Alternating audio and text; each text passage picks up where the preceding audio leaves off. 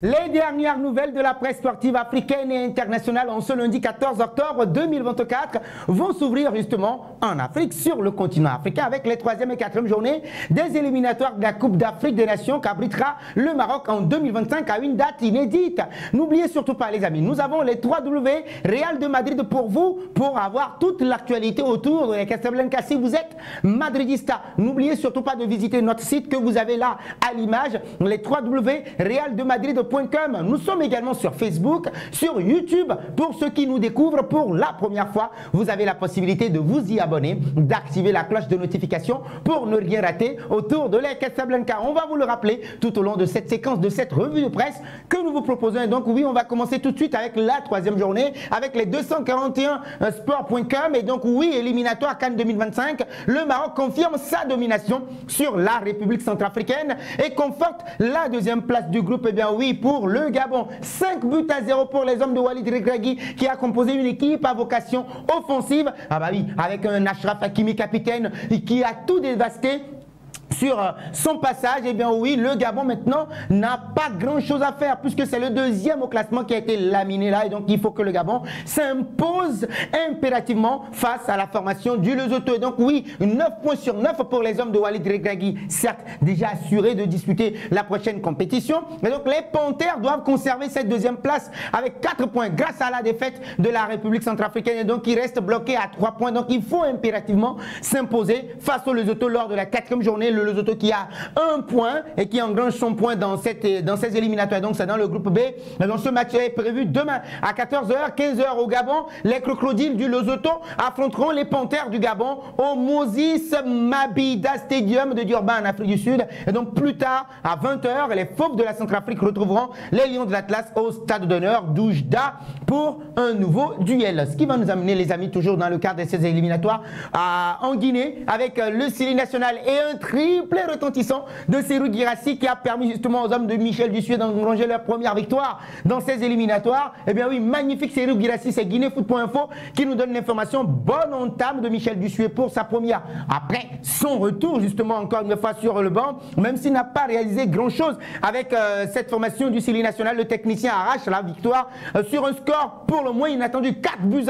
Et donc cette victoire devrait lui permettre justement d'atténuer un tout petit peu l'élimination hypothétique ou bien d'engranger une qualification de l'équipe hypothéquée par ses premières sorties totalement ratées après les 2 défaites inaugurales. Et donc oui, pour le match de samedi, donc l'entraîneur a joué à son tout va justement, notamment en première période, avant de baisser par la suite la garde à la reprise en encaissant notamment un but. Donc mais cela n'a pas empêché ses joueurs de concéder la victoire avec la bénédiction d'un adversaire, l'Éthiopie, qui était d'un niveau très questionnable. Ça, il faut le reconnaître. Le coaching, quoique gagnant, de Michel Dussuet a souffert d'incertitude et du manque de concentration de ses joueurs en seconde période. Mais l'essentiel, c'est la victoire et les 3 points. Donc on attendra la 4e journée prévue, et donc demain. Alors nous partons justement au Burkina Faso. Très bonne nouvelle, la première nation à se qualifier sur le terrain. On sait tous que le Maroc est qualifié d'office. Eh bien oui, lui, il rentre dans l'histoire de cette équipe du Burkina Faso, puisque oui, Brahma Traoré, en effet surnommé le chercheur, a réussi à qualifier dimanche dernier le Burkina Faso pour la CAN Maroc 2025 grâce à sa victoire 2-0 contre le Burundi à 2 journées de la fin. Et donc c'était au stade Félix Houphouët-Boigny d'Abidjan. Et on n'oubliera pas aussi les scènes malencontreuses avec des supporters qui ont envahi la pelouse. Et donc c'était dans le cadre de cette 4e journée. Il est tout simplement le 2e sélectionneur de l'histoire des étalons à réussir cet exploit-là après Hubert Velude, qui est son prédécesseur. Bonne nouvelle quand même pour l'étalon.net. Match Mali, bimensuel malien des sports. On parle justement de la prochaine rencontre des Aigles du Mali, qu'il avait emporté 1-0 après un nul frustrant lors de la 2e journée. Et donc les Aigles du Mali ont quitté Bamako dimanche dernier pour un vol spécial pour Bissau, la capitale de la Guinée-Bissau. Le Mali croise la Guinée-Bissau le mardi 15 octobre à 16h au compte de la 4e journée de ces éliminatoires. Et donc là, FEMAFOOT, le ministère en charge des sports, ont rejoint les Aigles justement dans ont permis aux Aigles d'avoir une meilleure condition de voyage et donc pour bonne cause, le département des sports a affrété un avion de la compagnie justement pour éviter le long itinéraire par vol commercial. Oui, ça, les conditions de voyage ont été confortables justement pour les hommes de Tom Saint-Fit. Ce qui va nous amener les amis au Bénin. Bonne nouvelle également avec cette victoire retentissante 3-0 des hommes ou bien des coéquipiers de Steve Mounier face au Rwanda. Maintenant, il faut rééditer cet exploit. Ils sont à 90 minutes de cette victoire-là et c'est nos confrères des 229foot.com qui en parlent. Rwanda-Bénin, les clés du match pour les Guépards. L'analyse justement avec cette victoire 3-0. Le matelas est bien dressé justement pour les hommes de guerre notre or. Et donc oui, les Amavoubi feront tout pour tenter une remontée et cela peut parfois galvaniser une équipe. Déjà avec cette équipe qui a encaissé 3 buts et ils seront obligés maintenant, les Rwandais, les Guêpes, pour d'attaquer. Donc ça va laisser des espaces que des Béninois doivent exploiter. D'abord, les ailiers, Josel Dessous, s'il est aligné, et Junior Olaïtan auront un rôle déterminant à jouer. Les contre-attaques, leur vitesse et leurs explosivité, bah oui, pourrait faire très mal à la défense rwandaise. On n'oubliera pas également sur le plan offensif, Mohamed Tidjani et puis Cédric Ntondi devront rester vigilants. On n'oubliera pas également la charnière centrale qui a été excellente lors du match aller. Elle sera à nouveau sollicitée pour museler les attaques adverses. On n'oubliera pas également une solidité défensive qui est essentielle pour conserver cet avantage de but. Bah oui, 90 minutes d'une qualification encore une fois. Et donc probablement que l'équipe de la dernière fois devrait être encore une fois alignée avec Marcel Dondinou dans les buts.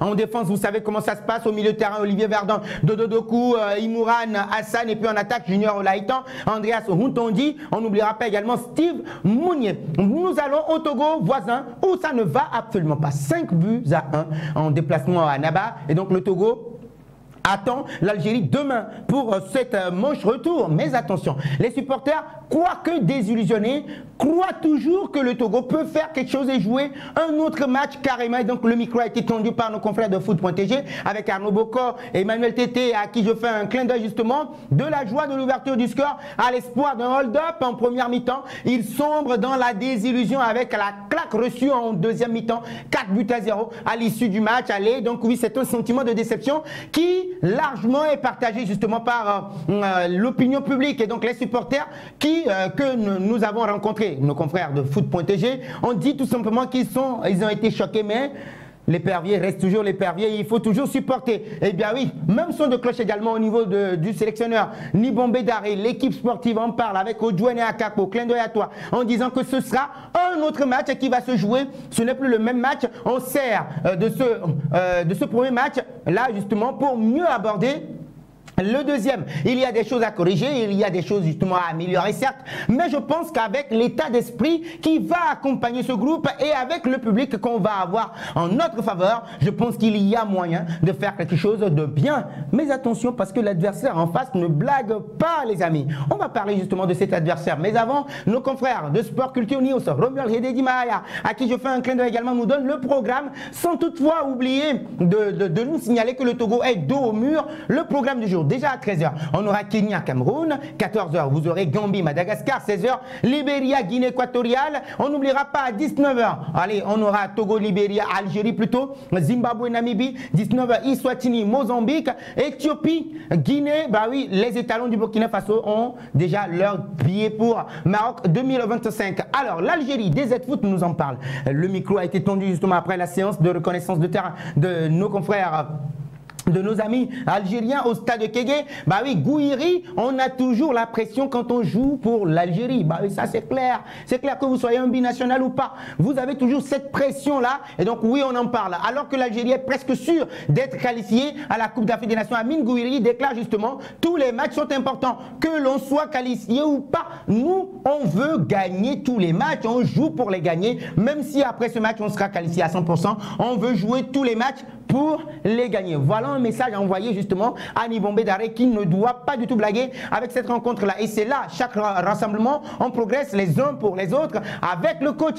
C'est bien pour le groupe, pour le peuple. On espère continuer comme ça. Les champions d'Afrique 2019 sont presque de retour. Alors, nous allons au Sénégal parler justement d'un certain, les 3W, afriquesport.net, qui nous parle justement de Claude Leroy, qui envoie justement un conseil, qui conseille Marc Brice suite à sa déclaration D'après match, bah oui, il lui conseille justement de ne pas faire ce genre de déclaration parce que l'équipe nationale du Cameroun est un patrimoine qui est si bien protégé. Et il ne faut pas jouer à cela quand on est au Cameroun. Les Lions indomptables représentent un patrimoine national et méritent un respect constant. Les déclarations doivent être faites en privé, a conseillé Claude-Marie-François Leroy lors de son interview dans l'émission Jour de Qualif sur Canal+. Les amis, partagez-vous cet avis-là. Vous m'en dites un peu plus dans les commentaires. Au Cameroun, justement, on prépare déjà la prochaine rencontre face à cette formation qui n'a pas du tout résisté à la vague déferlante, le Kenya, qui n'a pas du tout résisté. C'est Vincent Boubacar à qui on a tendu le micro. Et donc il dit, il estime justement avec un certain Carlos Baleba et bien oui, certains qui ne sont pas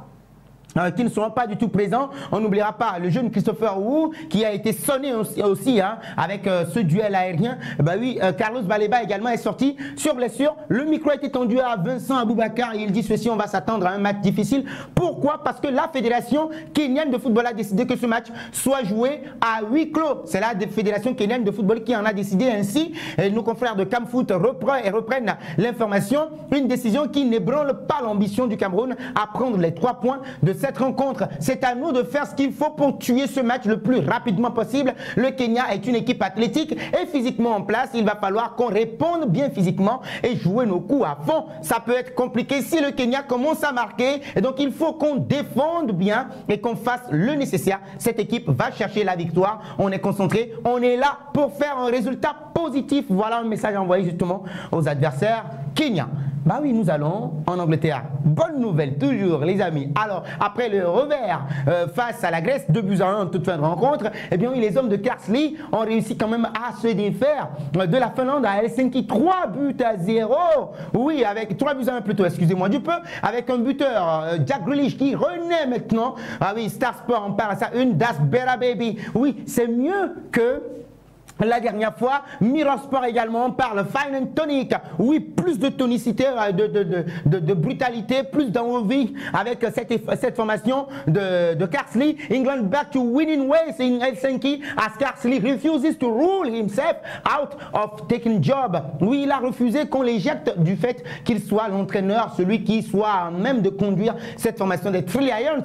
Oui, il pense qu'il est l'homme de la situation. À la une du Daily Mail également, on en parle. Do you want the job or not, Lee? On lui demande, est-ce que tu veux le travail ou bien ou pas? Veux-tu être l'entraîneur principal ou pas? Et oui, il sait très bien qu'il est l'homme de la situation selon lui. Des Sun Sport, à sa une, on parle d'Ioke Cook Lee. Ah oui, avec des jeux de mots tout simplement pour dire que Lee a essayé maintenant de redorer, de ramener l'Angleterre après le faux pas face à la Grèce. 2-1, Carsley rules himself out, then in again. Encore une nouvelle fois, il estime que oui, il est le patron. Boss dances around you suit. Oui, alors à la une de Sport Eye également, 3 and easy. 3 et facile victoire avec un joli but de Trent Alexander-Arnold maintenant qui doit aller encaisser 500 livres sterling des mains de Jack Grealish à qui lui a dit justement qu'il va marquer. S'il marque ce coup franc, il lui devait 500 000 livres sterling. Des Daily Telegraph également, on parle à ça, une Carsley adds to England cow. Oui, il a ajouter justement une pression supplémentaire à l'Angleterre. 3-1 en déplacement sur la pelouse de la Finlande. Et c'est à la une également des Guardian qui en parle avec ce coup franc de Trent Alexander-Arnold, playing it safe. Oui, jouer en sécurité tout simplement. Carsley fears losing focus if he throws hats in the ring. Oui, là maintenant, avec cette victoire-là, Carsley reprend confiance justement avec les Free Lions de l'Angleterre et il est sur le point d'être nommé principal. En France, on annonce les couleurs de ce duel avec les voisins belges. Oui, on va dire un derby hein, entre la France et la Belgique. Et le Figaro Sport à sa une se pose une question. Belgique-France. Et si on voyait un beau match de football, oui, dans un contexte lourd et parfois morose, l'équipe de France ferait plaisir à ses supporters en s'imposant avec la manière en Belgique. Lundi soir, aujourd'hui même en Ligue des Nations, à la une de l'équipe également, on en parle. Endiablez-vous, oui, comme les diables. Il va falloir enflammer cette rencontre. Attention, Jérémy Doku et ses partenaires sont là. Ils ont arraché un point du nul alors qu'ils étaient menés 2-0 face à la Nationale et la Squadra Azzurra, anciennement appelée l'Italie. 2 buts partout. Et là maintenant, attention, il faut faire attention à cette formation de la Belgique qui n'a plus battu la France depuis belle lurette.